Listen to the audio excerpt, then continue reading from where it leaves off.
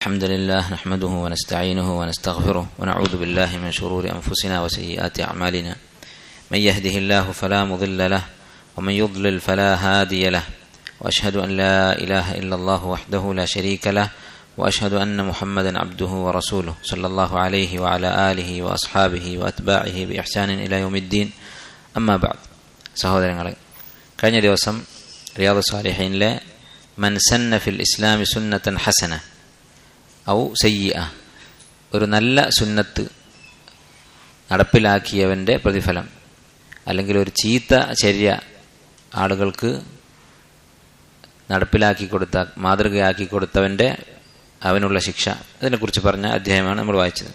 അടുത്ത ബാബ് നബി റഹ്മത്തുള്ളാഹി പറയുന്നു, ബാബുൻ ഫിദ് ദലാലത്തി അലാ ഖൈരിൻ വദ്ദുആഇ ഇലാ ഹുദൻ ഔ ദലാല, നന്മ അറിയിച്ചു കൊടുക്കുക അല്ലെങ്കിൽ നന്മയിലേക്ക് ക്ഷണിക്കുക എന്നതിനെക്കുറിച്ചുള്ള അധ്യായം. ഖാല അല്ലാഹു തആല, അല്ലാഹു തആല പറഞ്ഞിരിക്കുന്നു, വദ്ഉ ഇലാ റബ്ബിക്, നിന്റെ റബ്ബിലേക്ക് ക്ഷണിക്കുക. വഖാല തആല, അല്ലാഹു തആല തന്നെ പറയുന്നു, ഉദ്ഉ ഇലാ സബീലി റബ്ബിക ബിൽ ഹിക്മതി വൽ മൗഇദത്തിൽ ഹസന, നിന്റെ റബ്ബിന്റെ മാർഗത്തിലേക്ക് ഹിക്മത്ത് കൊണ്ടും സതുപദേശം കൊണ്ടും ക്ഷണിക്കുക. ഈ ആയത്തുകൾ എന്താണ് നമ്മെ അറിയിക്കുന്നത്? അള്ളാഹുവിൻ്റെ മാർഗത്തിലേക്ക് ക്ഷണിക്കുക എന്നുള്ളത് നിർബന്ധമാണ്, അള്ളാഹു തആല കൽപ്പിച്ചിട്ടുള്ള കാര്യമാണ്. ഉദ്ഉ ഇലാ റബ്ബിക്, നിന്റെ റബ്ബിലേക്ക് ക്ഷണിക്കുക.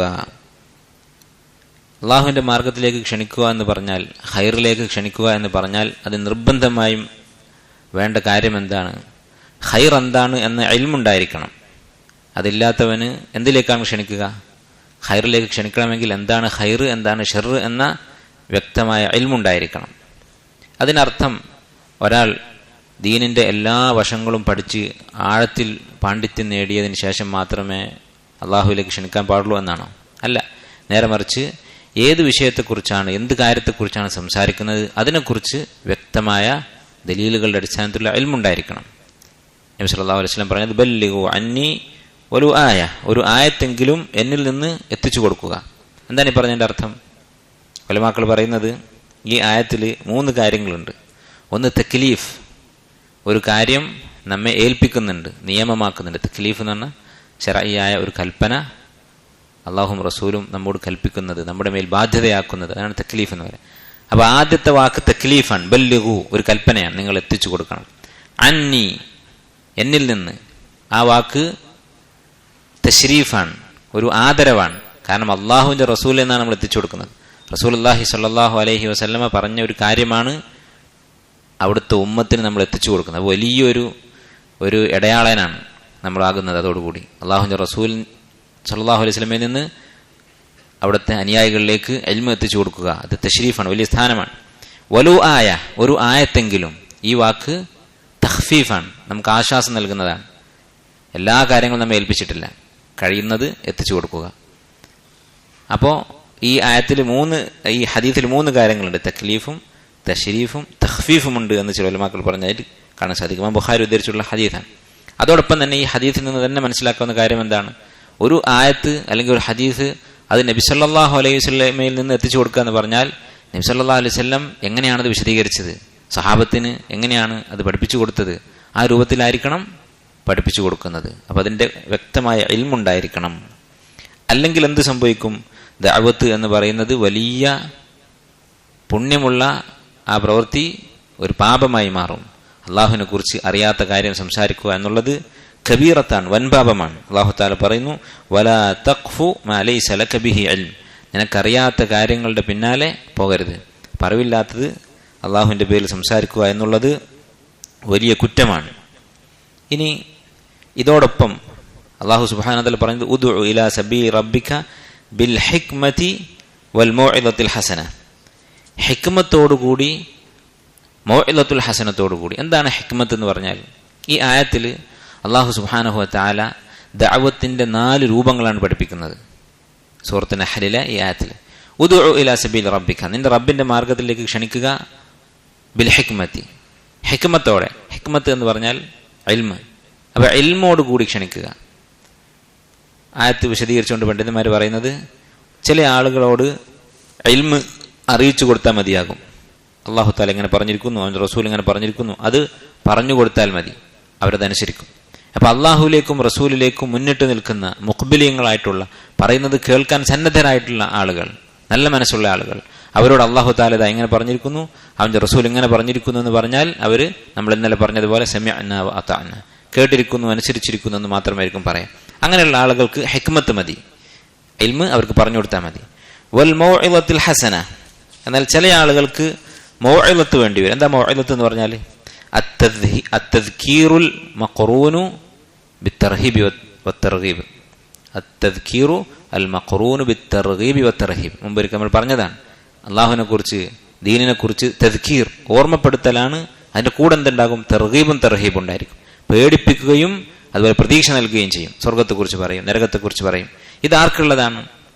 ഇത് ദീന് പഠിക്കാൻ ആവേശത്തോടെ കടന്നു വരാത്ത ആളുകൾക്കുള്ളതാണ്. അങ്ങനെയുള്ള ആളുകൾക്ക് അവരുടെ ഗഫ്ലത്തിൽ നിന്ന്, അശ്രദ്ധയിൽ നിന്ന് അവർ ഉണർത്താൻ വേണ്ടി സ്വർഗത്തെക്കുറിച്ചും നരകത്തെക്കുറിച്ചൊക്കെ പറഞ്ഞു കൊടുക്കേണ്ടി വരും. ദീനിന്റെ ഇൽമ മാത്രം മതിയാവുകയില്ല, അതിന്റെ കൂടെ തദ്കീർ ആവശ്യമായിരിക്കും. അങ്ങനെയുള്ള ആളുകൾ ഉണ്ടാകും. മൂന്നാമത്തേത് അൽ ജിദാലു ബില്ലത്തി ഹിയ അഹ്സൻ, നല്ല രീതിയിലുള്ള തർക്കം. അതാണ് അല്ലാഹു തആല അടുത്തായി പറഞ്ഞത്, വജാദിൽഹും ബില്ലത്തി ഹിയ അഹ്സൻ. ചില ആളുകൾ അവർക്ക് ദീൻ കേട്ടാൽ അപ്പാടെ സ്വീകരിക്കാനുള്ള മനസ്സും ഉണ്ടാവുകയില്ല, അതുപോലെ തന്നെ അവരെ അശ്രദ്ധയിൽ നിന്ന് ഉണർത്താനുള്ള വഅദ് പറഞ്ഞാൽ അതും ഉൾക്കൊള്ളുകയില്ല. അവരെന്തായിരിക്കും? ശുബ്ഹത്തിന്റെ ആളുകളായിരിക്കും. അവരുടെ മനസ്സിൽ കുറേ സംശയങ്ങൾ ഉണ്ടായിരിക്കും, കുറെ തർക്കുത്തരങ്ങൾ അവർക്ക് പറയാനുണ്ടായിരിക്കും. അങ്ങനെയുള്ള ആളുകൾക്ക് എന്ത് വേണ്ടി വരും? ജിദാല് വേണ്ടി വരും. അവരോട് സംവദിക്കേണ്ടി വരും. അതെങ്ങനെയായിരിക്കണം? അല്ലാഹു തആല വിശദീകരിച്ചിട്ടുള്ളതാണ്. ഈ ആയത്തിലും പറഞ്ഞു ബില്ലത്തി ഹിയ അഹ്സൻ, ഏറ്റവും നല്ല രൂപത്തിൽ. അതുപോലെ തന്നെ വേറൊരു ആയത്തിൽ അല്ലാഹു തആല പറഞ്ഞു, സൂറത്ത് അൻകബൂത്തിൽ, വലാ തുജാദിലു അഹ്ലൽ കിതാബി ഇല്ലാ ബില്ലത്തി ഹിയ അഹ്സൻ. അഹ്ലുൽ കിതാബ് കാഫിറുകളാണ്, നസ്രാണികളാണ്.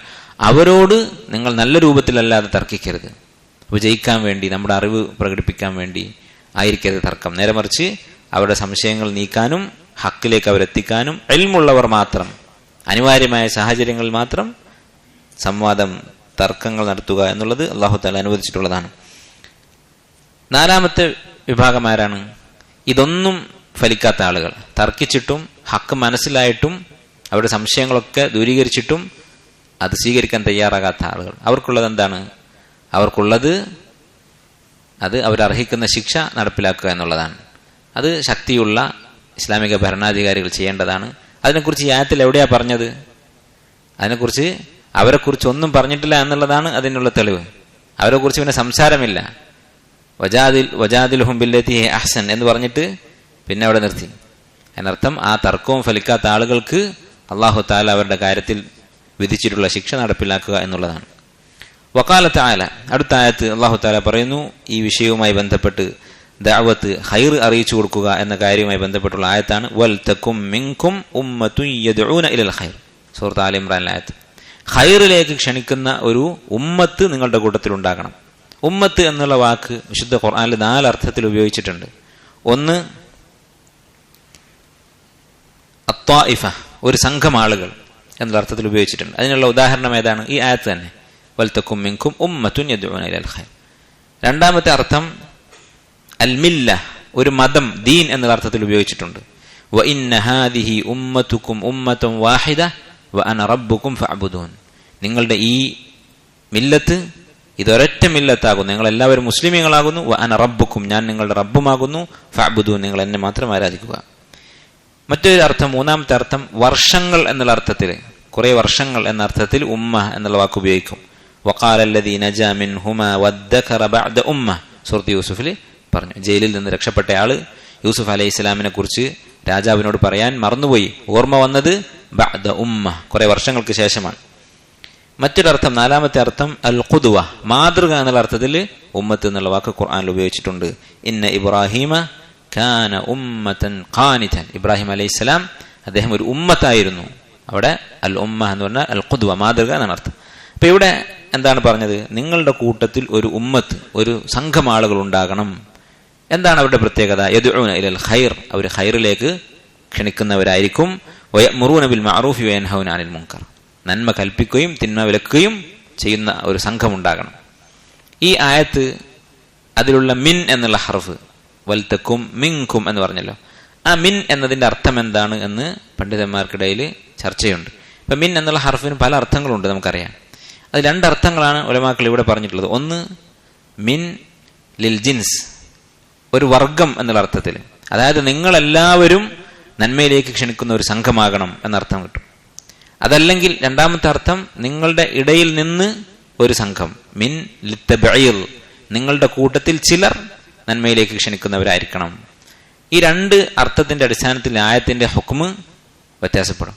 മിൻ എന്നുള്ളത് ജിൻസിനാണെങ്കിൽ നിങ്ങളെല്ലാവരും എന്ന അർത്ഥം വന്നാൽ ദഅവത്ത് എന്താകും? ഫർള് ഐനാകും. അതല്ല മിൻ എന്നുള്ളത് തബഈൽ, ചിലർ എന്നുള്ള അർത്ഥത്തിലാണെങ്കിൽ എന്താകും? ദഅവത്ത് ഫർള് കിഫായിയാകും. നിങ്ങളുടെ കൂട്ടത്തിൽ ചിലർ ചെയ്താൽ മതി. എന്തായാലും ഒരു കാര്യം ഉറപ്പാണ്, ഫർള് കിഫായിയാണെന്ന കാര്യം തർക്കമില്ല. അതിൽ താഴെയുള്ള ഒരു ദർജയില്ല. ദഅവത്ത് എന്ന് പറഞ്ഞാൽ ഏറ്റവും ചുരുങ്ങിയത് സമുദായത്തിന്റെ മൊത്തത്തിലുള്ള ഉത്തരവാദിത്തമാണ്. അതിൽ പിന്നെ ഓരോരുത്തരും അവരവരുടെ കഴിവിനനുസരിച്ച് സഹകരിക്കുക. ഷെയ്ഖ് ഇബ്നു ബാസ് റഹിമഹുല്ലാ പറഞ്ഞിട്ടുള്ളത് ഇതാണ്, ഓരോരുത്തരുടെയും കഴിവിനനുസരിച്ച് ഫർളാകും, അവന് അത്രയും അളവ് ചെയ്യുക എന്നുള്ള നിർബന്ധമാകും. ഇനി യദ്ഊന ഇലൽ ഖൈർ, ഖൈറിലേക്ക് ക്ഷണിക്കണം എന്ന് പറഞ്ഞു. അപ്പൊ ഖൈറിലേക്ക് ക്ഷണിക്കുക എന്നുള്ളത് മുസ്ലിം ഉമ്മത്തിന്റെ സ്വഭാവമാണ്. മുസ്ലിം ഉമ്മത്തിന്റെ സ്വഭാവമാണ്. ഈ സമുദായം എന്തായിരിക്കണം? ഖൈറിലേക്ക് ക്ഷണിക്കുന്നവരായിരിക്കണം. അപ്പോൾ ഖൈർ എന്ന് പറഞ്ഞാൽ എന്താണ്? ഖൈർ എന്ന് പറഞ്ഞാൽ ദുനിയാവിലും ആഖിറത്തിലും ഉപകാരമുള്ള എല്ലാ കാര്യങ്ങളും ഉൾപ്പെട്ടു. ഷെയ്ഖ് ഇബ്നു ഉസൈമീൻ റഹിമഹുള്ളാഹിന്റെ ശർഹിൽ പറയുന്നത്, ദുന്യവിയായ കാര്യങ്ങളിൽ പോലും ഇന്ന കാര്യം ചെയ്താൽ അതിൽ ഖൈറുണ്ടാകും എന്ന് പറഞ്ഞു കൊടുക്കുന്നത് ഈ ദഅവത്തിൽ ഉൾപ്പെടും. കാരണം എന്താണ്? അല്ലാഹു തആല ഖുർആനിൽ പണം എന്നുള്ള അർത്ഥത്തിൽ ഖൈർ എന്നുള്ള വാക്ക് ഉപയോഗിച്ചിട്ടുണ്ട്. സൂറത്ത് ആദിയാത്തിൽ വഇന്നഹു ലിഹുബ്ബിൽ ഖൈരി ലശദീദ്, മനുഷ്യൻ ഖൈറിനോട് കടുത്ത സ്നേഹമുള്ളവനാണ്. അവിടെ ഖൈർ എന്താണ്? സമ്പത്താണ്. ഖുർആനിൽ നിരവധി സ്ഥലത്ത് ഖൈർ എന്ന് സമ്പത്ത് എന്നുള്ള അർത്ഥത്തിൽ ഉപയോഗിച്ചിട്ടുണ്ട്. അപ്പോൾ എന്തുകൊണ്ട് ഖൈർ എന്നുള്ള വാക്കോട് ഉപയോഗിച്ചു? അത് ഉപകാരമുള്ളതാണ്, ദുനിയാവിൽ ഉപകാരമുള്ളതാണ് സമ്പത്ത്. അപ്പോൾ ഉപകാരമുള്ള കാര്യങ്ങൾ, അത് ദുന്യവിയായ വിഷയങ്ങളാണെങ്കിൽ പോലും പറഞ്ഞു കൊടുക്കൽ, അതിലേക്ക് ക്ഷണിക്കൽ, അത് ദഅവത്തിൽ ഉൾപ്പെടും. ഏറ്റവും വലിയ ദഅവത്ത് എന്ന് പറയുന്നത് തൗഹീദിലേക്കും അല്ലാഹുവിന്റെ ദീനിലേക്കുമുള്ള ദഅവത്താണ്.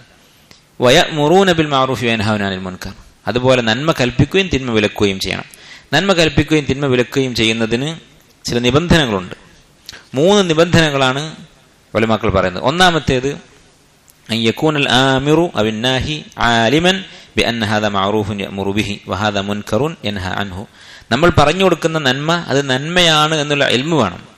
തിന്മ തടയുകയാണെങ്കിൽ അത് തിന്മയാണ്, തിന്മ തന്നെയാണ് നമ്മൾ തടയുന്നത് എന്നുള്ള ഇൽമു വേണം. അതല്ലാതെ നമ്മുടെ ആവേശത്തിന്റെ അടിസ്ഥാനത്തിൽ നമുക്കൊരു കാര്യം തെറ്റായിട്ട് തോന്നി അത് നമ്മൾ തടയുക, അല്ലെങ്കിൽ നമ്മളൊരു അലസനാണ്, ദീനിന്റെ കാര്യത്തിൽ അലംഭാവമുള്ള മനുഷ്യനാണ്, അപ്പൊ നമുക്ക് ഒന്നും തെറ്റല്ല, ഒക്കെ ശരിയാണ്, അപ്പോൾ അതുകൊണ്ട് അത് നമുക്ക് അംഗീകരിച്ചു കൊടുക്കാം. ഇതല്ല വേണ്ടത്. നേരെ മറിച്ച് ശറഇന്റെ അടിസ്ഥാനത്തിൽ, കിതാബിന്റെയും സുന്നത്തിന്റെയും ഖുർആനിന്റെയും ഹദീസിന്റെയും അടിസ്ഥാനത്തിൽ ഒരു കാര്യം നന്മയാണോ തിന്മയാണോ എന്ന് പഠിച്ച് ഇൽമുണ്ടായിരിക്കണം. അതിന്റെ അടിസ്ഥാനത്തിലായിരിക്കണം സംസാരിക്കേണ്ടത്. ഷെയ്ഖ് ഇബ്നു ഉസൈമീൻ റഹിമഹുല്ലാഹ് ഇവിടെ ഒരു അനുഭവം, അദ്ദേഹത്തിന്റെ ഒരു അനുഭവം പറയുന്നുണ്ട്. ആവേശം കൊണ്ട് മാത്രം ഒരാൾ നന്മ കൽപ്പിക്കാനും തിന്മ വിലക്കാനും ഇറങ്ങി പുറപ്പെട്ടാൽ ഉണ്ടാകുന്ന ഒരു ഉദാഹരണം അദ്ദേഹത്തിന്റെ ജീവിതത്തിൽ ഉണ്ടായിട്ടുള്ളതാണ്. ആദ്യമായി ഈ സ്പീക്കർ, മൈക്ക് ഒക്കെ ഉപയോഗിക്കാൻ തുടങ്ങിയ കാലത്ത് അതിനെ എതിർക്കുന്ന ആൾക്കാരുണ്ടായിരുന്നു. ഇതെങ്ങനെയാണ് ഉപയോഗിക്കുക, മുമ്പ് കാലത്ത് ഇല്ലാത്തതാണല്ലോ എന്ന് പറഞ്ഞിട്ട് അതിനെതിർത്ത ആളുകളുണ്ടായിരുന്നു. അദ്ദേഹം പറയുന്നു, അദ്ദേഹത്തിന്റെ ഉസ്താദായ ഷെയ്ഖ് അബ്ദുറഹ്മാൻ ബിൻ നാസിർ അസ്സഅദി റഹിമഹുല്ലാ, അദ്ദേഹം ഈ ഉപകരണങ്ങളൊക്കെ വന്ന സമയത്ത് തന്നെ അത് ഉപയോഗിക്കാൻ മുമ്പിലുണ്ടായിരുന്നു. അത് അദ്ദേഹം ഉപയോഗിച്ചു. അപ്പൊ അദ്ദേഹത്തെ ശക്തമായി എതിർത്തിരുന്ന ആളുകൾ എങ്ങനെയാണ് ഇത് ഉപയോഗിക്കുക എന്ന് പറഞ്ഞിട്ട്, അത് അദ്ദേഹം അതിൽ ഉറച്ചു നിന്നു, ജായിസാണെന്ന് പറഞ്ഞു. പിന്നീട് എല്ലാവരും നമുക്കറിയാം, ലോകത്ത് നിന്ന് ഉപയോഗിക്കാത്തവർ വളരെ കുറവായിരിക്കും. അപ്പോൾ ഖൈർ എന്താണ് ശർ എന്താണ് എന്ന് ആദ്യം അറിയണം. രണ്ടാമത്തേത് അയ്യഅലമ ബിവുഖൂഇൽ മുൻകരി മിന അശ്ശഖ്സിൽ മദ്ഉ ഔ ബിതർകിഹി ലിൽ മഅറൂഫ്. നമ്മൾ ആരോടാണോ കൽപ്പിക്കുന്നത്, ആരെയാണോ നമ്മൾ വിലക്കുന്നത്, അവന്റെ അടുത്ത് തെറ്റ് സംഭവിച്ചിട്ടുണ്ട്, അല്ലെങ്കിൽ ഒരു നന്മയിൽ അവൻ വീഴ്ച വരുത്തിയിട്ടുണ്ട് എന്ന അറിവ് നമുക്ക് വേണം. നമ്മളൊരാളോട് നന്മ കൽപ്പിക്കുകയാണ്, നീ ഇന്ന കാര്യം ചെയ്യുന്നില്ല, അത് ചെയ്യേണ്ടതാണ്. അപ്പൊ അത് ചെയ്യേണ്ട കാര്യം അവൻ ചെയ്തിട്ടില്ല, അതിൽ വീഴ്ച വരുത്തിയിട്ടുണ്ട് എന്ന് നമുക്ക് ഉറപ്പുണ്ടാകണം. അല്ലെങ്കിൽ ഒരു തെറ്റ് നമ്മൾ തടയുമ്പോൾ അവൻ ആ തെറ്റ് ചെയ്തിട്ടുണ്ട് എന്ന് ഉറപ്പ് വേണം. അതല്ലാതെ കാണുന്നവരോടൊക്കെ എടുത്ത് ചാടി ധൃതി പിടിച്ച് സംസാരിക്കരുത്. എന്നിട്ട് ഷെയ്ഖ് ഇബ്നു ഉസൈമീൻ ചില ഉദാഹരണങ്ങൾ പറയുന്നുണ്ട്. ഇപ്പൊ റമദാൻ മാസത്തിൽ ഒരാൾ ഭക്ഷണം കഴിക്കുന്നത് കണ്ടു. നമുക്കറിയാം സ്വാലിഹായ മനുഷ്യനാണ്, അങ്ങനെ റമദാന്റെ പകല് ഭക്ഷണം കഴിക്കുന്ന, നോമ്പ് കരുതിക്കൂട്ടി ഒഴിവാക്കുന്ന ആളല്ല. അപ്പോൾ അവനോട് ആദ്യം ചോദിക്കണം, യാത്രയിലാണോ, അല്ലെങ്കിൽ രോഗം എന്തെങ്കിലും ഉണ്ടോ. അതന്വേഷിക്കാതെ അവനോട് റമദാൻ മാസത്തിലാണ് ഭക്ഷണം കഴിക്കാൻ പാടില്ല എന്ന് പറഞ്ഞ് ഇൻകാർ നടത്തുന്നത് ശരിയല്ല. അതുപോലെ എന്ത് കാര്യമാണെങ്കിലും നമ്മൾ ആരെയാണോ തടയുന്നത് അവൻ ചെയ്തത് തെറ്റാണ് എന്ന് ഉറപ്പുണ്ടായിരിക്കണം. മൂന്നാമത്തെ ഷർത്ത് അല്ലാ യതഹവ്വലൽ മുൻകറു ഇദാ നുഹിയ അൻഹു ഇലാ മാ ഹുവ അൻകറു മിൻഹു അഅ്ളം. നമ്മൾ ഒരാൾ ഒരു തെറ്റ് ചെയ്യുന്നത് കണ്ടിട്ട് അത് തടഞ്ഞാൽ അതുകൊണ്ട് അതിലും വലിയൊരു തെറ്റ് സംഭവിക്കുമെങ്കിൽ അവനെ തടയരുത്. ഉദാഹരണത്തിന് ശേഖ് ഇവിടെ പറഞ്ഞ ഉദാഹരണം ഇബ്നു ഉസൈമീൻ റഹിമഹുല്ലാഹ്, ഒരാൾ പുകവലിക്കുന്നുണ്ട്. അപ്പോൾ നമുക്കറിയാം അവൻ്റെ സ്വഭാവത്തിൽ നിന്ന് അവൻ പുകവലി നിർത്തിയാൽ കള്ളുകൂടി തുടങ്ങും. അങ്ങനെയുള്ള ആളാണ്. എല്ലാവരും അങ്ങനെ ആയിരിക്കണം എന്നില്ല. ചിലരോട് പുകവലിക്കരുതെന്ന് പറഞ്ഞാൽ അവർ നിർത്തും. പക്ഷെ ഇവൻ്റെ സ്വഭാവത്തിൽ നിന്ന് നമുക്കറിയാം. അങ്ങനെയാണെങ്കിൽ അവനെ തടയരുത്. കാരണം അവനെ തടഞ്ഞാൽ എന്ത് ചെയ്യും? അതിലും വലിയ തെറ്റാണ് അവൻ ചെയ്യാൻ പോകുന്നത്. അപ്പോൾ നമ്മളെ ലക്ഷ്യം എന്തല്ല, നമ്മുടെ ദേഷ്യം തീർക്കലോ അല്ലെങ്കിൽ ഒരു തഅബ്ബുദിയായ കാര്യം, ഒരു ഹിക്മത്തില്ലാത്ത അല്ലെങ്കിൽ ഹിക്മത്ത് നമുക്കറിയാത്ത ഒരു കാര്യമല്ല ഇൻകാറുൽ മുൻകർ എന്ന് പറയുന്നത്. തെറ്റ് കുറക്കുക എന്നുള്ളൊരു ലക്ഷ്യമുണ്ട്. അതിന് തെറ്റ് കുറക്കാണ് വേണ്ടത്, ഒരു ബാധ്യത തീർക്കുക എന്നുള്ളതല്ല. അപ്പോൾ തടയുന്ന തെറ്റുകൊണ്ട് ആ തെറ്റ് ഉപേക്ഷിച്ചവൻ അതിലും വലിയ തെറ്റിലേക്ക് പോകുമെങ്കിൽ അതിൽ നിന്ന് അവന് തടയാൻ പാടില്ല. എന്നിട്ട് ശേഖ് ഇവിടെ ഒരു ഉദാഹരണം പറയുന്നു. ഷെയ്ഖുൽ ഇസ്ലാം ഇബ്നു തൈമിയ്യ റഹിമഹുല്ലാഹ് ഒരിക്കൽ അദ്ദേഹം ഷാമിലായിരുന്നു ജീവിച്ചിരുന്നത്. അവിടെ താർത്താരികൾ യുദ്ധം ചെയ്ത് അവിടെ വന്ന കാലത്താണ് ഷെയ്ഖുൽ ഇസ്ലാം ജീവിച്ചിരിക്കുന്നത്. അപ്പോൾ താർത്താരികൾ മുസ്ലിമുകൾക്കെതിരെ യുദ്ധം ചെയ്തുകൊണ്ടിരിക്കുന്ന കാലമാണ്. അപ്പോൾ ഒരിക്കലും ഷെയ്ഖുൽ ഇസ്ലാം ഇബ്നു തൈമിയ്യയും കൂടെ കുറച്ച് ആളുകൾ ഇങ്ങനെ നടന്നു പോകുമ്പോൾ ഈ താർത്താരികൾപ്പെട്ട കുറേ ആളുകൾ ഇരുന്ന് മദ്യപിക്കുന്നുണ്ട്, കള്ളു കുടിക്കുന്നുണ്ട്. അപ്പോൾ ഷെയ്ഖുൽ ഇസ്ലാം ഇബ്നു തൈമിയ്യ ഒന്നും പറയാതെ പോയി. കൂടെ ഉണ്ടായിരുന്ന ഒരാൾ പറഞ്ഞു, ഇവരെ തടയണ്ടേ, കാരണം ഇസ്ലാമിക രാജ്യമാണ്, അവിടെ വന്നിട്ട് പരസ്യമായിട്ട് മദ്യപിക്കുക എന്നുള്ളത് ശരിയല്ല, തടയേണ്ട കാര്യം തന്നെയാണ്. അപ്പോൾ ഷെയ്ഖുൽ ഇസ്ലാം ഇബ്നു തൈമിയ്യ പറഞ്ഞു, അവരെ തടയേണ്ടതില്ല. കാരണം നമ്മൾ അവരെ കള്ളുകൂടി നിർത്തിയാൽ അവരെന്ത് ചെയ്യും? അവർ പോയിട്ട് സ്ത്രീകളെ ഉപദ്രവിക്കും, അതുപോലെ തന്നെ ആളുകളെ കൊല്ലും, മോഷ്ടിക്കും, ഇങ്ങനെയുള്ള കാര്യങ്ങളൊക്കെ ചെയ്യും. അതിനേക്കാൾ നല്ലത് അവർ കള്ളുകുടിച്ച് അവിടെ ഇരിക്കുന്നതാണ് എന്ന് ഷെയ്ഖുൽ ഇസ്ലാം ഇബ്നു തൈമിയ്യ റഹിമഹുല്ലാഹ് പറഞ്ഞു. അപ്പോൾ നമ്മൾ ചിന്തിക്കണം, തടയുന്ന തെറ്റ് അതിനേക്കാൾ വലിയ ഒരു തെറ്റിലേക്ക് വഴിവെക്കുമോ, ആ തെറ്റ് തടയൽ അതിനേക്കാൾ വലിയൊരു തെറ്റിലേക്ക് വഴിവെക്കുമോ എന്ന് ചിന്തിക്കണം. അതിനുള്ള ദലീൽ ഖുർആനിലുണ്ട്. ഇത് പണ്ഡിതന്മാർ സ്വന്തമായിട്ട് പറഞ്ഞതല്ല. അല്ലാഹു തആല പറയുന്നു, വലാ തസുബ്ബുൽ ലദീന യദ്ഊന മിൻ ദൂനില്ലാഹി ഫയസുബ്ബുല്ലാഹ അദ്വം ബിഗൈരി ഇൽം.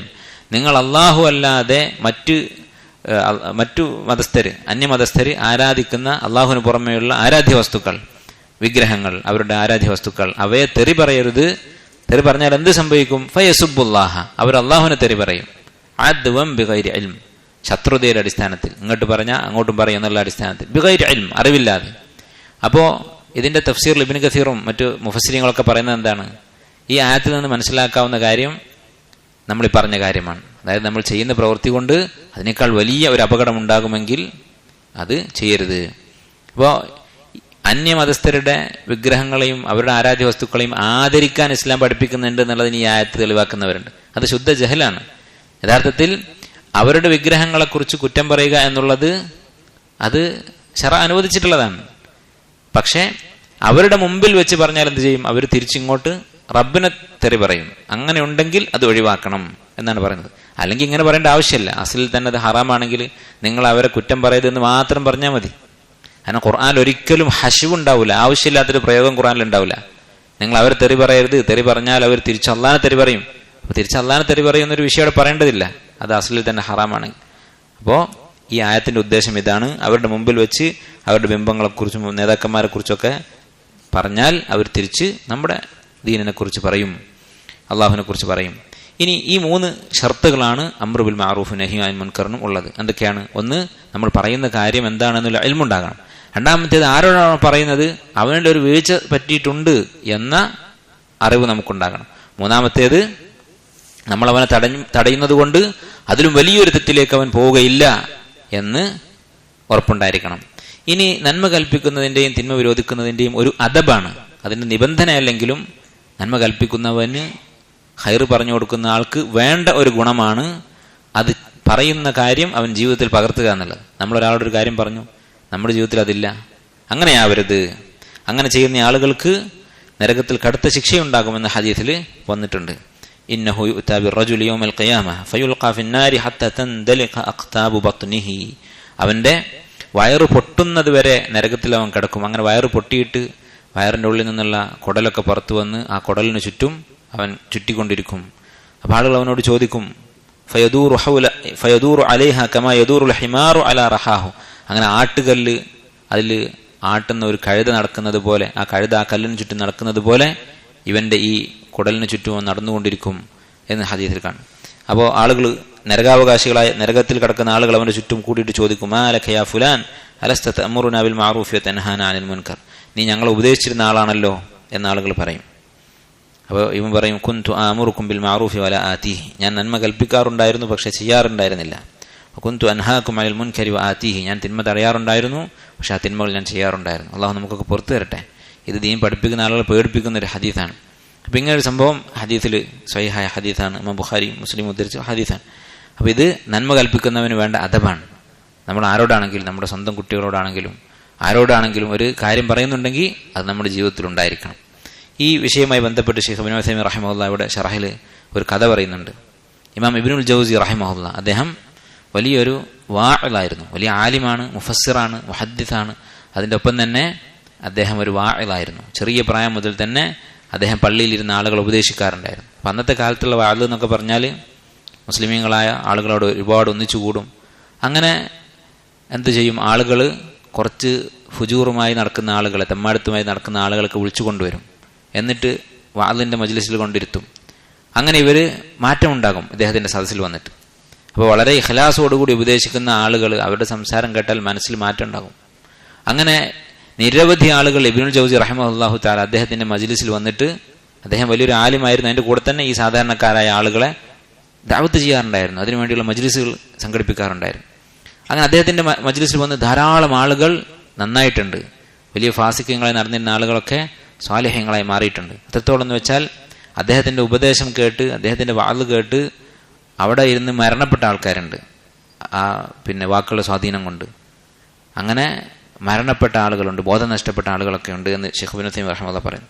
അങ്ങനെ ഒരിക്കൽ അദ്ദേഹത്തിൻ്റെ സദസ്സിൽ ഒരു അടിമ കടന്നു വന്നു. എന്നിട്ട് അദ്ദേഹത്തോട് പറഞ്ഞു, യാ സയ്യിദി ഇന്ന സയ്യിദി യുത്ഇബുനി വയശുഖു അലയ്യ, എൻ്റെ യജമാനൻ, ഞാൻ അടിമയാണ്, എൻ്റെ യജമാനൻ എന്നെ ബുദ്ധിമുട്ടിക്കുന്നുണ്ട്. അന്നൊക്കെ അടിമത്തം ഉണ്ടായിരുന്ന കാലമാണ്. അപ്പോൾ യജമാനൻ എന്നെ ബുദ്ധിമുട്ടിക്കുന്നുണ്ട്, എനിക്ക് ചെയ്യാൻ കഴിയാത്ത ജോലികൾ എന്നെ ഏൽപ്പിക്കുന്നുണ്ട്. അത് പാടില്ലാത്ത കാര്യമാണ്, ഹറാമാണ്. അടിമയാണെങ്കിലും അതുപോലെ തന്നെ നമ്മുടെ ജോലിക്കാരാണെങ്കിലും അവർക്ക് സാധിക്കാത്ത ജോലി ചെയ്യിപ്പിക്കാൻ പാടില്ല. അങ്ങനെ ഭാരിച്ച ജോലികൾ ഏൽപ്പിച്ചാൽ അവർ സഹായിക്കണം എന്നൊക്കെയാണ് ഹദീസിൽ പഠിപ്പിച്ചിട്ടുള്ളത്. അപ്പോൾ ഈ യജമാനൻ ഇങ്ങനെയല്ല, ക്രൂരമായിട്ടാണ് പെരുമാറുന്നത് എന്ന് പറഞ്ഞു. എന്നിട്ട് ഇദ്ദേഹം പറഞ്ഞു, ഈ അടിമയുടെ ആവശ്യം എന്താണ്? നിങ്ങൾ ഈ വാളിൻ്റെ മജ്ലിസിൽ ഒരിക്കൽ അടിമയെ മോചിപ്പിക്കുന്ന വിഷയം പറയണം, അതിനെക്കുറിച്ച് സംസാരിക്കണം. അങ്ങനെ എൻ്റെ യജമാനൻ ഈ ദർസ് കേട്ടിട്ട് അദ്ദേഹത്തിൻ്റെ മനസ്സിൽ മാറ്റം വന്ന് എന്നെ മോചിപ്പിച്ചാലോ? ഞാൻ ജീവിക്കാൻ പറ്റാതെ ആയിട്ടുണ്ട് ഇയാൾക്ക്, ഈ യജമാൻ്റെ അടുത്ത്.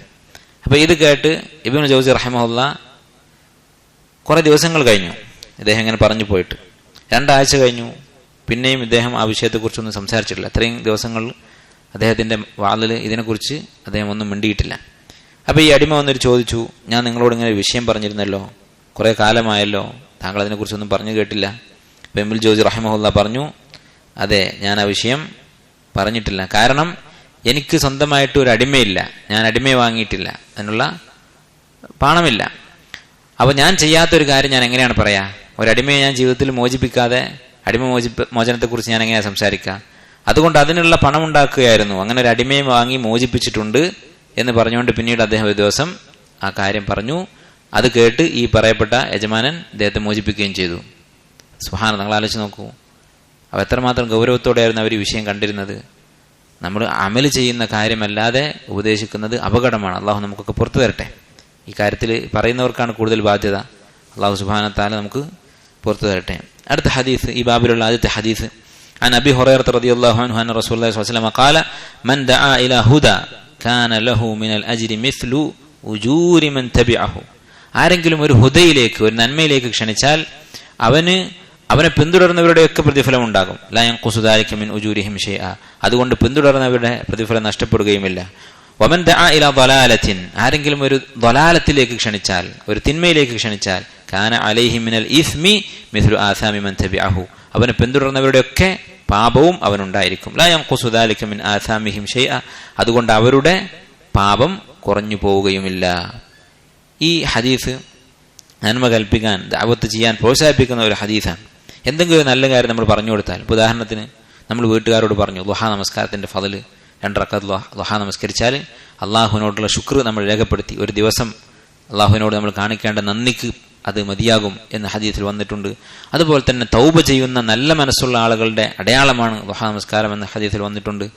ഇതൊക്കെ നമ്മളെ വീട്ടുകാർ ഓർമ്മിപ്പിച്ചു. നമ്മുടെ വീട്ടിൽ പറഞ്ഞു, ഭാര്യയോടും മക്കളോടും, അല്ലെങ്കിൽ നമ്മൾ പഠിപ്പിക്കുന്നവരാണെങ്കിൽ നമ്മുടെ വിദ്യാർത്ഥികളോട് പറഞ്ഞു, അല്ലെങ്കിൽ നമ്മുടെ ഒരു സുഹൃത്തിനോട് പറഞ്ഞു.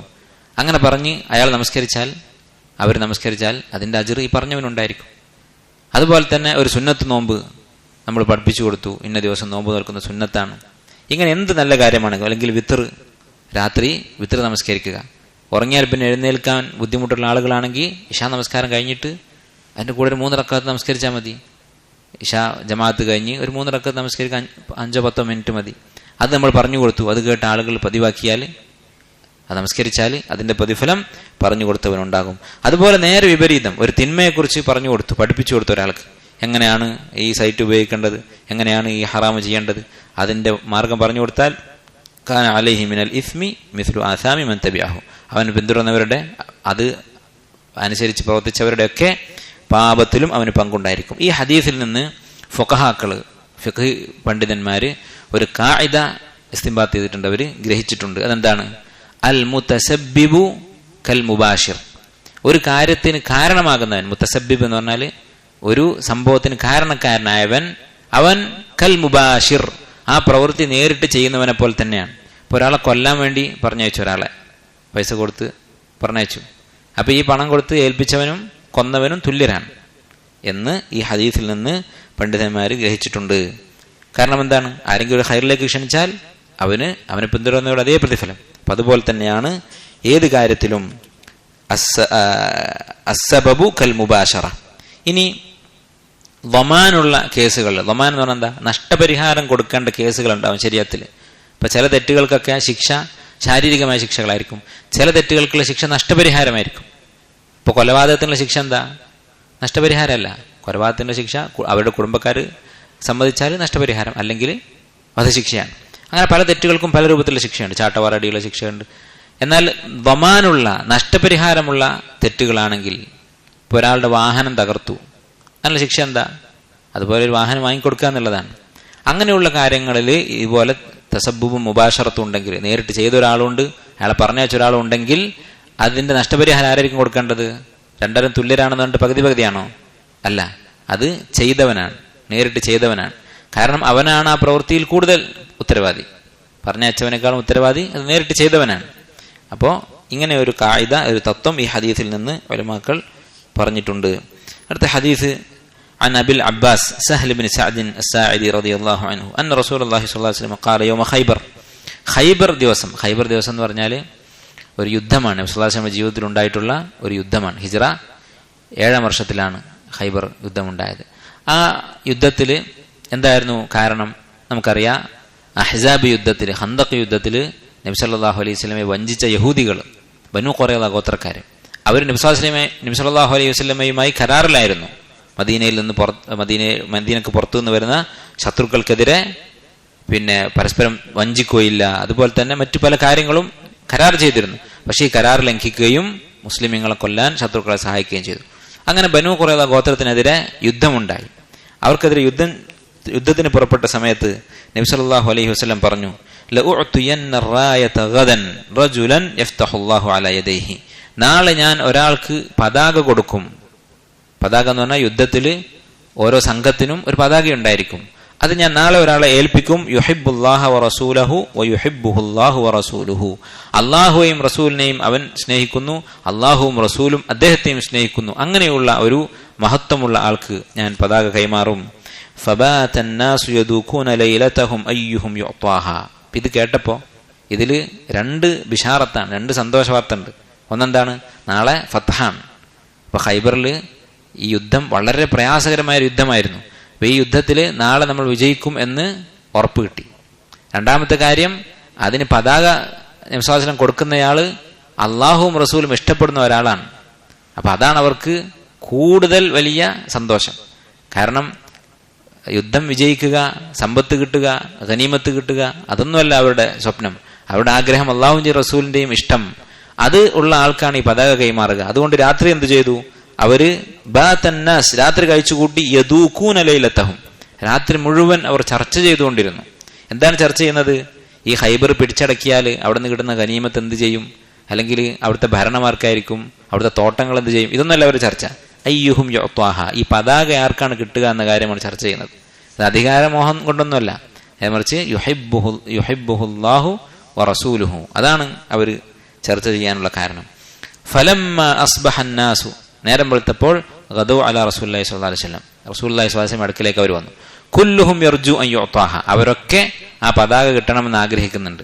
നമുക്കറിയാം സഹാബത്തിനെ കുറിച്ച്, അവർ നേതൃത്വം ആഗ്രഹിക്കാത്തവരാണ്.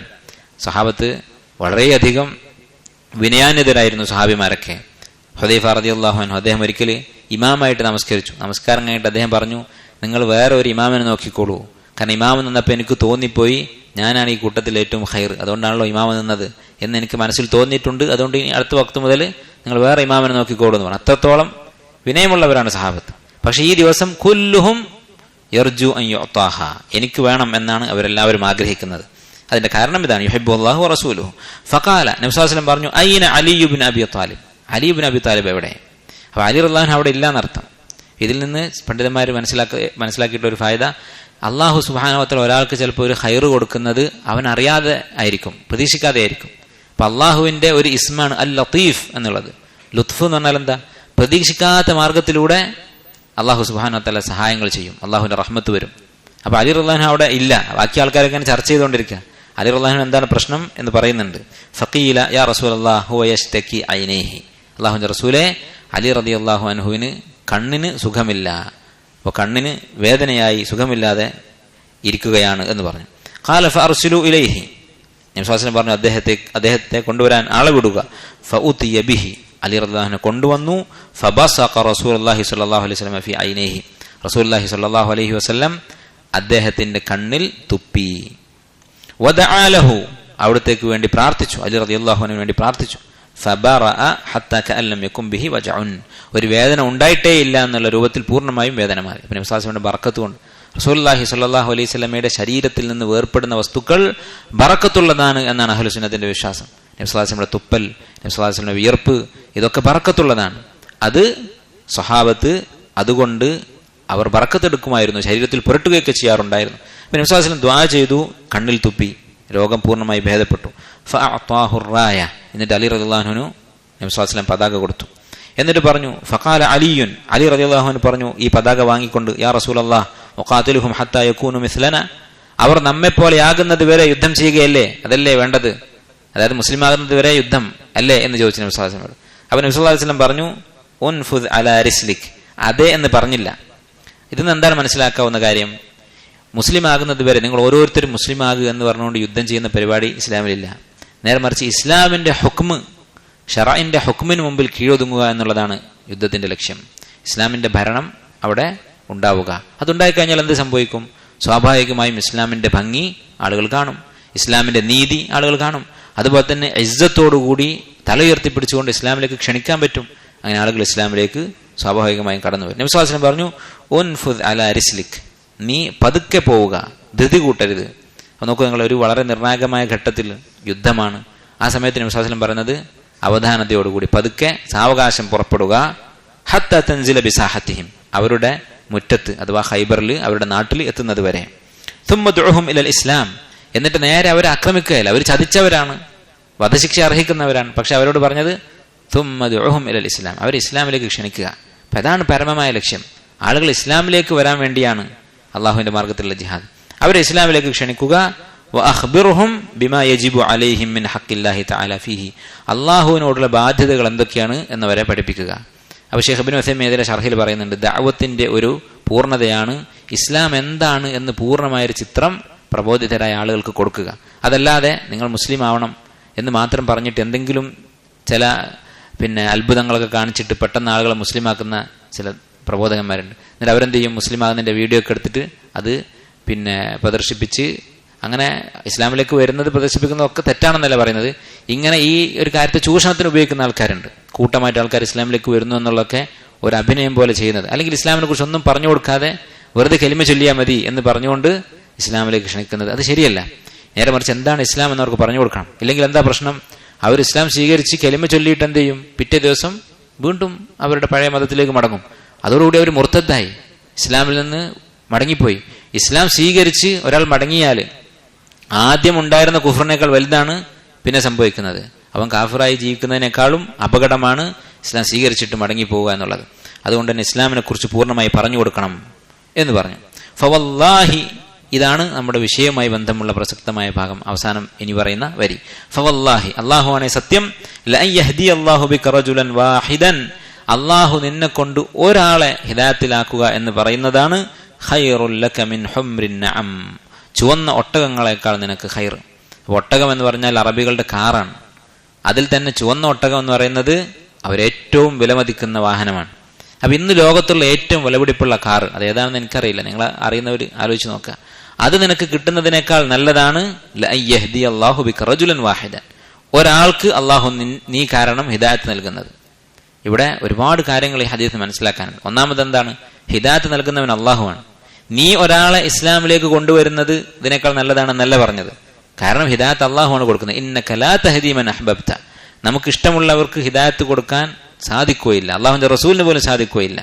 മറിച്ച് വലാകിന്നല്ലാഹ യഹ്ദീ മൻ യശാ, അള്ളാഹുവാണ് അവൻ ഉദ്ദേശിക്കുന്നവർക്ക് ഹിദായത്ത് കൊടുക്കുന്നത്. അതുപോലെ തന്നെ ദഅവത്തിന്റെ ഫضل, ഒരാൾ ഇസ്ലാം സ്വീകരിച്ചാൽ അല്ലെങ്കിൽ മുസ്ലിമായിട്ട് ഇസ്ലാമില്ലാതെ നടക്കുന്ന അത്രയോ ആളുകളുണ്ട്, അവരിൽ ഒരാൾ ശരിയായ ദീനിലേക്ക് വന്നാൽ, തൗഹീദിലേക്ക് വന്നാൽ, നമസ്കാരത്തിലേക്ക് വന്നാൽ ഖൈറുൽ ലക മിൻ ഹുംറിൻ നഅം, ഈ വാഹനങ്ങൾ കിട്ടുന്നതിനേക്കാൾ, ഏറ്റവും മുന്തിയ വാഹനം കിട്ടുന്നതിനേക്കാൾ അതാണ് ഖൈർ. അപ്പൊ ഇതിൽ നിന്ന് മനസ്സിലാക്കാവുന്ന കാര്യം എന്താണ്? ഖൈറിലേക്ക് ക്ഷണിക്കുക, ഇസ്ലാമിലേക്ക് ക്ഷണിച്ചാൽ മാത്രമേ നമ്മളെ കൊണ്ട് ആളുകൾക്ക് ഹിദായത്ത് കിട്ടുകയുള്ളൂ. അപ്പൊ ദഅവത്തിന്റെ ഫضل ഈ ഹദീസിൽ നിന്ന് മനസ്സിലാക്കാം.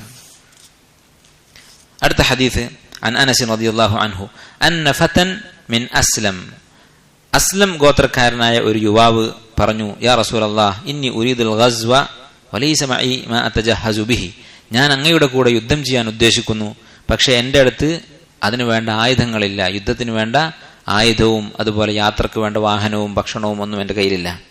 നബി സല്ലല്ലാഹു അലൈഹി വസല്ലം പറഞ്ഞു, ഈതി ഫുലാനൻ, നീ ഇന്ന ആളുടെ അടുത്ത് പോവുക. ഒരാളെ പറഞ്ഞു കൊടുത്തു. ഫഇന്നഹു ഖദ് കാന തജഹസ, അവൻ യുദ്ധത്തിന് വേണ്ടി നമ്മുടെ കൂടെ ഒരുങ്ങിയവനാണ്. ഫമരിള, എന്നിട്ട് രോഗം ബാധിച്ചു. അപ്പോൾ യുദ്ധത്തിന് പോകാൻ വേണ്ടി ഒരുങ്ങിയിട്ട് രോഗിയായി കിടക്കുന്ന ആളുണ്ട്, അയാളുടെ അടുത്ത് പോവുക. ഫഅതാഹു ഫഖാല ഇന്ന റസൂലുള്ളാഹി സ്വല്ലല്ലാഹു അലൈഹി വസല്ലം യുഖ്രിഉക അസ്സലാമ വയഖൂലു അഅ്തിനി അല്ലദീ തജഹസ്ത ബിഹി, നബി സല്ലല്ലാഹു അലൈഹി വസല്ലം താങ്കളോട് സലാം പറയുന്നുണ്ട്, താങ്കളുടെ കയ്യിലുള്ള ആ ഉപകരണങ്ങൾ എനിക്ക് നൽകുക എന്ന് പറഞ്ഞിട്ടുണ്ട്. ഫഖാല, ആ സ്വഹാബി പറഞ്ഞു, യാ ഫുലാന, ഭാര്യയെ വിളിച്ചു, അഅ്തിഹി അല്ലദീ തജഹസ്തു ബിഹി, ഞാൻ ഒരുക്കി വെച്ച ആ വസ്തുക്കളൊക്കെ ഇയാൾക്ക് കൊടുക്കുക. വലാ തഹ്ബിസി മിൻഹു ഷൈഅ, അതിലൊന്നും ബാക്കി വെക്കരുത്.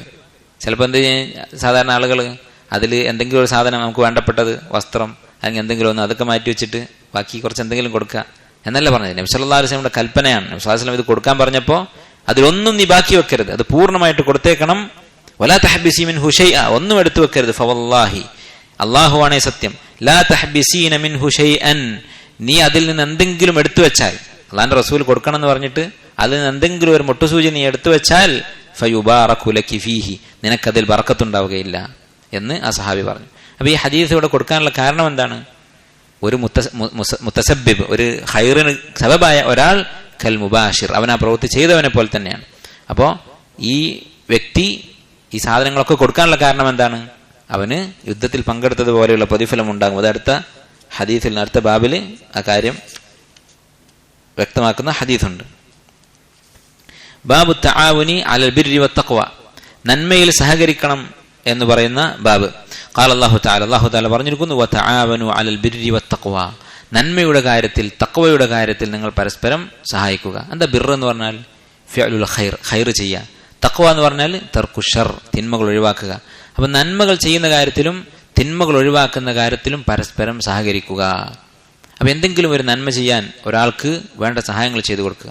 അതിൻ്റെ ഹുക്കം എന്താണ്? നിർബന്ധമാണോ സുന്നത്താണോ? നിർബന്ധമായ കാര്യങ്ങൾക്ക് സഹകരിക്കൽ നിർബന്ധമാണ്, സുന്നത്തായ കാര്യങ്ങൾക്ക് സഹകരിക്കൽ സുന്നത്താണ്. അതിലേറ്റവും പ്രധാനപ്പെട്ട, പ്രത്യേകിച്ച് ഇക്കാലത്ത് പ്രധാനപ്പെട്ട ഒരു കാര്യമാണ് യുവാക്കളെ വിവാഹം കഴിപ്പിക്കുക എന്നുള്ളത്. ഇപ്പോൾ വിവാഹം കഴിക്കാൻ പ്രായമായിട്ടുള്ളൊരു പെൺകുട്ടി അല്ലെങ്കിൽ ആൺകുട്ടി ഉണ്ടെങ്കിൽ, പ്രത്യേകിച്ച് ആൺകുട്ടികൾ, പെൺകുട്ടികളുടെ കാര്യത്തിൽ എല്ലാവരും ശ്രദ്ധിക്കും.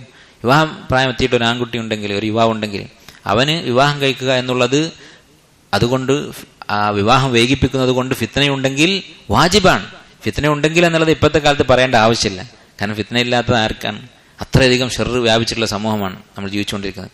അപ്പോ അതിനൊക്കെ സഹകരിക്കുക എന്നുള്ളത് വാജിബാണ്, സാധിക്കുമെങ്കിൽ. അതുകൊണ്ടാണ് നബി സ്വല്ലല്ലാഹു അലൈഹി വസല്ലം പറഞ്ഞത്, ഇദാ അതാകും മൻ തർദൗന ദീനഹു വഖുലുഖഹു ഫസവ്വിജൂഹു.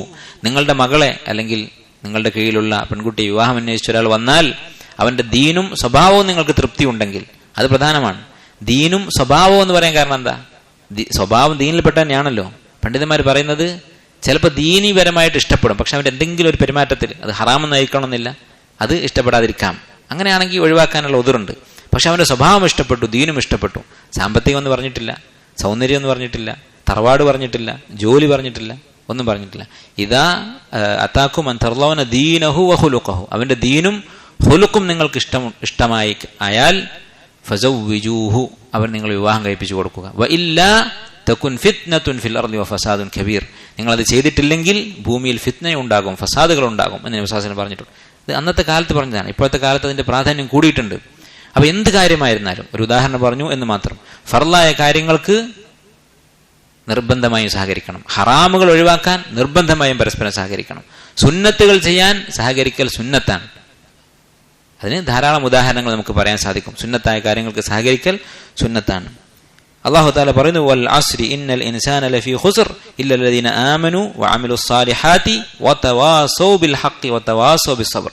ഹക്ക് കൊണ്ട് പരസ്പരം വസിയത്ത് ചെയ്യുക, സബർ കൊണ്ട് പരസ്പരം വസിയത്ത് ചെയ്യുക എന്ന് പറഞ്ഞാൽ എന്താ? നല്ല കാര്യങ്ങൾ പരസ്പരം പറഞ്ഞു കൊടുക്കുക. അതൊരു സഹകരണമാണ് നന്മ ചെയ്യാൻ. അതിൽ സബർ അവലംബിക്കാൻ, നന്മ ചെയ്യാനും തിന്മ ഒഴിവാക്കാനും ഒക്കെ ക്ഷമ വേണ്ടി വരും. അതിന് പരസ്പരം പ്രോത്സാഹിപ്പിക്കുക, പരസ്പരം ഉണർത്തുക എന്നുള്ളത് അത് ഖൈറിൽ സഹകരിക്കുന്നതിന്റെ ഭാഗമാണ്. ഈ ബാബിലുള്ള ഹദീസ് അൻ അബി അബ്ദുറഹ്മാൻ സയ്യിദ് ഇബ്നു ഖാലിദ് അൽ ജുഹനി റളിയല്ലാഹു അൻഹു ഖാല റസൂലുള്ളാഹി സ്വല്ലല്ലാഹു അലൈഹി വസല്ലം മൻ ജഹസ ഗാസിയൻ ഫീ സബീലില്ലാഹി ഫഖദ് ഗസാ. ആരെങ്കിലും അല്ലാഹുവിന്റെ മാർഗത്തിൽ ഒരു പടയാളിയെ, ജിഹാദ് ചെയ്യുന്ന ഒരാളെ, ഒരു യുദ്ധത്തിന് പുറപ്പെടുന്ന ഒരാളെ, സൈനികനെ ഒരുക്കിയാൽ അവന് വേണ്ട വാഹനം, അവന് വേണ്ട ഭക്ഷണം, അവന് വേണ്ട വസ്ത്രം, ആയുധം, വാഹനം, അവന് വേണ്ട ഭക്ഷണവും വസ്ത്രവും അതുപോലെ ആയുധം, ഇതൊക്കെ ഒരുക്കി കൊടുത്താൽ, സ്വാഭാവികമായും യുദ്ധം നിലവിലുണ്ടായിരുന്ന സാഹചര്യത്തിലാണ് ഇത് പറയുന്നത്. അങ്ങനെ സാഹചര്യം ഉണ്ടായാൽ ഈ ഹദീസ് അവിടെ ബാധകമായിരിക്കും. ഒരാളൊരു പടയാളിയെ ഒരുക്കി കൊടുത്താൽ ഫഖദ് ഗസാ, ആ ഒരുക്കിയവനും യുദ്ധം ചെയ്തിരിക്കുന്നു, യുദ്ധം ചെയ്തതുപോലെയുള്ള പ്രതിഫലം ഉണ്ടായിരിക്കും. വമൻ ഖലഫ ഗാസിയൻ ഫി അഹ്ലിഹി ബിഖൈർ. ആരെങ്കിലും ഒരു പടയാളിയുടെ കുടുംബത്തിന്റെ കാര്യം നോക്കിയാൽ, നല്ല നിലക്ക് കുടുംബത്തെ പരിചരിച്ചാൽ ഫഖദ് ഗസാ, അവനും യുദ്ധം ചെയ്തിരിക്കുന്നു. ഒരാൾ യുദ്ധത്തിന് പുറപ്പെട്ടു, അപ്പൊ അവന്റെ കുടുംബം ഇവിടെ ഒറ്റക്കാണ്, ഭാര്യയും മക്കളും ഉണ്ട്. അപ്പൊ അവരുടെ കാര്യമൊക്കെ ഒരാൾ നോക്കി, അവൻ മടങ്ങി വരുന്നത് വരെ, ചിലപ്പോൾ മാസങ്ങളോളം യാത്രയിലായിരിക്കും. ആ യാത്ര കഴിഞ്ഞ് തിരിച്ചു വരുന്നത് വരെ ഈ കുടുംബത്തിന്റെ കാര്യം ഒരാൾ നോക്കിയാൽ ബിഖൈർ, നല്ല രീതിയിൽ അവർക്ക് ആവശ്യമുള്ള കാര്യങ്ങളൊക്കെ ചെയ്തു കൊടുത്താൽ ഫഖദ് ഗസാ, അവനും ഈ യുദ്ധത്തിൽ പങ്കെടുത്ത അതേ പ്രതിഫലം ഉണ്ടായിരിക്കും. ഈ സംഭവം നബി സല്ലല്ലാഹു അലൈഹി വസല്ലമയുടെ ജീവിതകാലത്ത് സംഭവിച്ചിട്ടുണ്ട്. നബി സല്ലല്ലാഹു അലൈഹി വസല്ലം യുദ്ധത്തിന് പുറപ്പെട്ടപ്പോൾ, തബൂക്ക് യുദ്ധത്തിന് പുറപ്പെട്ടപ്പോൾ അലി റളിയല്ലാഹു അൻഹുവിനെ ഏൽപ്പിച്ചു തന്റെ കുടുംബത്തെ നോക്കാൻ വേണ്ടി. അലി റളിയല്ലാഹു അൻഹു ചോദിച്ചു, യാ റസൂലല്ലാഹ് അതദഉനി മഅൻ നിസാഇ വസിബിയാൻ. സ്ത്രീകളുടെയും ചെറിയ കുട്ടികളെയും കൂടെ എന്നെ ആക്കിയിട്ട് പോവുകയാണോ? അപ്പൊ അവരുടെ മനസ്സ് നോക്കൂ, ഒരു ഉദർ കിട്ടി, യുദ്ധത്തിന് പോകണ്ട, മദീനത്തിൽ ഇരുന്നാൽ മതി എന്ന് പറഞ്ഞപ്പോ അവരതിൽ വിഷമിക്കുകയാണ്. പെണ്ണുങ്ങളുടെയും കുട്ടികളെയും കൂടെ എന്നെ ഇട്ടിട്ട് പോവുകയാണോ എന്നാണ് അലി റളിയല്ലാഹു അൻഹു ചോദിക്കുന്നത്. അപ്പൊ യുദ്ധം എന്ന് പറഞ്ഞാൽ മരണം സംഭവിക്കാൻ സാധ്യതയുണ്ട്, പക്ഷെ അതവർക്ക് വിഷയമല്ല, ഒരാഖിറമാണ് ലക്ഷ്യം വെക്കുന്നത്. നബി സല്ലല്ലാഹു അലൈഹി വസല്ലം പറഞ്ഞു, അമാ തർദാ അൻ തകൂന മിന്നി ബിമൻസിലതി ഹാറൂന മിൻ മൂസ. മൂസ അലൈഹിസ്സലാമിന്റെ അടുത്ത് ഹാറൂൻ ഉണ്ടായിരുന്ന സ്ഥാനം, അത് നിനക്ക് കിട്ടുന്നത് നീ ഇഷ്ടപ്പെടുന്നില്ലേ? എന്താ മൂസ അലൈഹിസ്സലാം ഹാറൂൻ അലൈഹിസ്സലാം തമ്മിലുള്ള ബന്ധം? മൂസാ നബി അലൈഹിസ്സലാം അള്ളാഹുവിനോടുള്ള മീഖാത്തിന്, സംസാരത്തിന് വേണ്ടി പുറപ്പെട്ടപ്പോൾ കുടുംബത്തെയും സമുദായത്തെയും നോക്കിയത് ഹാറൂനായിരുന്നു. അപ്പൊ അതുപോലെ ആകാൻ നിനക്ക് താല്പര്യമില്ലേ? അത്രയും ഫദ്ൽ നിനക്കുണ്ട് എന്ന് പറഞ്ഞു. ഇല്ല അന്നഹു ലാ നബിയ്യ ബഅദി, പക്ഷെ എനിക്ക് ശേഷം നബിയില്ല എന്ന് മാത്രം, നീ നബിയല്ല എന്ന് മാത്രം, ഹാറൂൻ അലൈഹി സ്വലാമിന് സ്ഥാനമുണ്ട് എന്ന് പറഞ്ഞു കൊടുത്തു. ഇതുപോലെയാണ് ഷെയ്ഖ് ഇബ്നു ഉസൈമീൻ റഹിമഹുല്ലാഹ് പറയുകയാണ്, ഈ ഹദീസ് എല്ലാ പുണ്യങ്ങൾക്കും ബാധകമാണ്. യുദ്ധം എന്ന് പറഞ്ഞാൽ യുദ്ധം മാത്രമല്ല. ഇപ്പോൾ ഒരാൾ ഹജ്ജിന് പോയി, അപ്പോൾ അവൻ്റെ കുടുംബത്തിന്റെ കാര്യം നോക്കി, അല്ലെങ്കിൽ ഉംറക്ക് പോയി, അപ്പോൾ അവൻ്റെ കുട്ടികളുടെ കാര്യം നോക്കി. അതല്ലെങ്കിൽ ഒരാൾ തൊലബുൽ ഇൽമിന് വേണ്ടി ശ്രമിക്കുന്നുണ്ട്, ദീൻ പഠിക്കാൻ ശ്രമിക്കുന്നുണ്ട്, അവന് വേണ്ട സഹായങ്ങൾ ചെയ്തു കൊടുത്തു, അവന് കിതാബ് വാങ്ങിക്കൊടുത്തു, അവൻ പഠിക്കാൻ പോയ നാട്ടിൽ താമസിക്കാനുള്ള സൗകര്യം അവൻ ചെയ്തു കൊടുത്തു, അല്ലെങ്കിൽ അവന്റെ യാത്രക്കുള്ള ചെലവുകൾ കൊടുത്തു. ഇങ്ങനെയൊക്കെ ചെയ്താൽ അതുപോലെയുള്ള പ്രതിഫലം ഉണ്ടായിരിക്കും. ഇവൻ പഠിക്കുന്നതിന്റെയും അള്ളാഹുവിന്റെ ദീനിലേക്ക് ക്ഷണിക്കുന്നതിന്റെയും ഒക്കെ പ്രതിഫലം ഉണ്ടായിരിക്കുമെന്ന് ഷെയ്ഖ് ഇബ്നു ഉസൈമീൻ റഹിമഹുല്ലാഹ് ഇവിടെ പറയുന്നു. ഫൽ ഖാഇദത്തുൽ ആമ്മ, നമുക്ക് മനസ്സിലാക്കാവുന്ന പൊതു തത്വം, അന്ന മൻ അആന ശഖ്സൻ ഫീ തഅത്തിൻ മിൻ തഅത്തില്ലാഹ്, പുണ്യമായിട്ടുള്ള എന്തൊരു കാര്യത്തിൽ ഒരാൾ മറ്റൊരാളെ സഹായിച്ചിട്ടുണ്ടോ, കാന ലഹു മിസ്ലു അജ്രിഹി, അവന് കിട്ടുന്നതിന് തുല്യമായ പ്രതിഫലം ഉണ്ടായിരിക്കും. സുബ്ഹാനല്ലാഹ്, ഇത് നമ്മൾ ചിന്തിക്കേണ്ട ഒരു കാര്യമാണ്. ഇത് ആലോചിച്ചാൽ നമ്മൾ ആളുകളെ സഹായിക്കും. ഇതിനെക്കുറിച്ച് ചിന്തിക്കാത്തതുകൊണ്ടാണ് നമുക്ക് സഹായിക്കാൻ മടി. നമ്മൾ ചെയ്യുന്നത് നഷ്ടമല്ല, വലിയ ലാഭമാണ്. ഒരാളിപ്പോൾ ദീൻ പഠിക്കാൻ വേണ്ടി ഒരു സ്ഥാപനത്തിൽ ചേർന്നു, അപ്പോൾ അവൻ്റെ ചെലവുകളൊക്കെ നമ്മൾ ഏറ്റെടുത്തു. എന്താണ് നമുക്ക് കിട്ടാൻ പോകുന്നത്? നമ്മൾ ഒന്നും ചെയ്യാതെ തന്നെ ആ വിദ്യാർത്ഥി പഠിക്കുന്നതിനുള്ള അധ്വാനം അത് നമുക്കില്ല. അവൻ ഓരോ ദിവസം പഠിക്കുന്നതിൻ്റെ പ്രതിഫലം മിസ്ലു അജ്രിഹി, അവന് കിട്ടുന്ന അതുപോലെ കിട്ടും എന്നാണ് റസൂലുള്ളാഹി സ്വല്ലല്ലാഹു അലൈഹി വസല്ലം ഇവിടെ പറഞ്ഞിരിക്കുന്നത്. هذا والله أعلم وصلى الله وسلم على عبده ورسوله نبينا محمد وعلى آله وأصحابه أجمعين والحمد لله رب العالمين.